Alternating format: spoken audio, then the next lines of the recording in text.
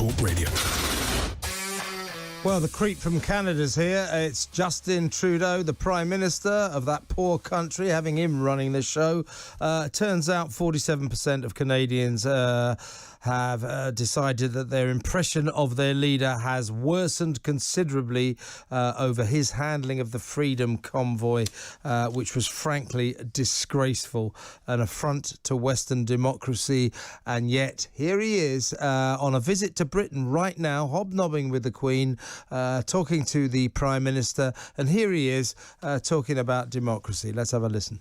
Strength and the resolve of countries around the world to say, no, this is a moment to stand for democracy against disinformation, misinformation, propaganda, and to stay true to these values that have led to respect and prosperity around the world that we continue to need to fight for, including in many different parts of the world, whether it's Afghanistan or elsewhere as well. Fine words, and I bet they were really impressed on the Freedom Convoy in Ottawa. Let's talk to the head of Young Voices UK, Jason Reid. Good evening, Jason. Good evening, Kevin. This man takes the biscuit. His hypocrisy is stunning, isn't it? Here he is talking about defending democracy. His behaviour to the Freedom Convoy in Canada was an affront to democracy.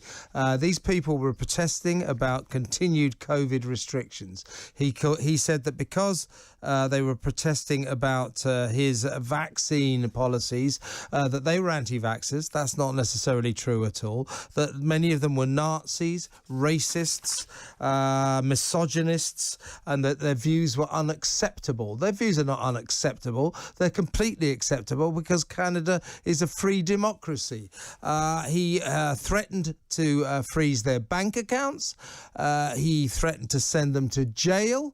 And worst of all, in my view, he actually threatened to kill their dogs. This man is over here talking about defending democracy. He is a little left-wing tin pot tyrant who doesn't even begin to know what free democracy means. The way that Justin Trudeau behaved towards the Freedom Convoy, the truckers' protests, was completely unacceptable. And it's incredible that he now has the barefaced cheek to come here and lecture us about the importance of protecting freedom and democracy. The very point of a protest like the Freedom Convoy is to make your voice heard in a forceful way, to make your leaders a little bit uncomfortable, to make clear that you're not happy with the way things are being run. And even if you disagree completely with what the truckers were saying and what they would stand for, absolutely everyone who believes in the most basic freedoms should be really, really concerned that Justin Trudeau was able to act the way he acted quite easily and didn't really suffer any consequences. And it's now, he still thinks it's acceptable to come here and talk about freedom and democracy unironically and pretend that what happened with the Freedom Convoy never happened and that we've all forgotten about it. It was a really important reminder that there is no limit to the nanny state, that our world leaders have incredible power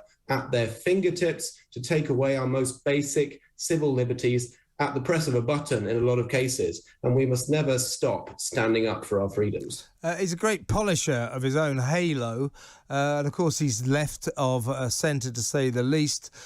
These are always the people, always the leaders who seem to be the most tyrannical. I'm thinking about Nicola Sturgeon. I'm thinking about Mark Drakeford over here in the UK, you know, whose COVID policies were frankly dictatorial. Trudeau was no exception to this syndrome, and of course, you know, he felt emboldened to treat the Freedom Convoy protesters, who were just peacefully demonstrating against something they didn't agree with, his policies. He felt able to threaten their bank accounts, to freeze them, to actually at one point threaten to throw them in jail. And if they're in jail for more than 8 days and had not found a home for their dogs, he would have them exterminated. This man completely lost the plot, didn't he?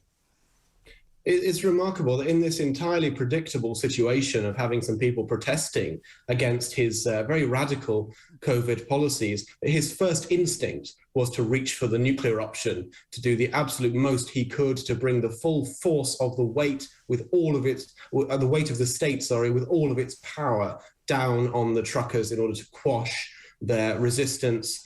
If somebody had said a few years ago that the Prime Minister of Canada would soon be invoking what's called the Emergencies Act for the first time ever, it would seem like there'd been some huge event. Has Canada just been invaded? Has there been an enormous terror attack or something of that nature? But no, it was just a protest. And so the fact that he felt able to do that says a lot about the Western world, and it certainly discredits him coming over here and talking about democracy and smiling and shaking hands with the Queen as if nothing ever happened. And when these peaceful truckers arrived in Ottawa, Trudeau bravely hot-footed it out of his house and out of the city for his own safety. I don't think he was under any threat whatsoever, but that's what he did. And he also, don't forget, Jason, and despite the other litany of crimes that I think he committed, this was probably the worst. He enacted emergency powers not used by a Prime Minister for more than 50 years and arrested dozens of demonstrators. So he effectively gave himself martial law just to tackle peaceful protesters who had issues with his COVID policies. Unbelievable. It sets a really terrifying precedent. It's easy to slip into the trap of looking at dictators in other parts of the world and thinking, well, thank goodness we live in the West and that could never happen to us. But Justin Trudeau helpfully has reminded us that that can very much happen to us very, very quickly indeed. He's a very acceptable, smiley, sort of centrist, liberal by name politician, and yet he felt no qualms at all by introducing this incredible, near unprecedented state intervention to deal with, as you say, a peaceful protest. And it's really scary that we're now at the point where it's so normal for a Western leader to resort to these most extreme measures to deal with a protest, like some sort of totalitarian whack-a-mole. Every time something crops up, they just use the most aggressive powers they can possibly think of, like freezing bank accounts and threatening to kill people's pets, just to make the inconvenience of the protest go away. Extraordinary, extraordinary. What do you think was going on today, Jason, when our friend Trudeau met up with Sir Keir Starmer, his political equivalent in this country, except, of course, Keir Starmer doesn't have the prime ministership. Trudeau does. But they met up in a kind of airy room, and there were these two grown men wearing damn great big black masks. I mean, what's going on there? The COVID crisis is pretty much over. And if you catch anything, it's going to be Omicron, which will give you 2 days of sniffles. What are those two men doing there?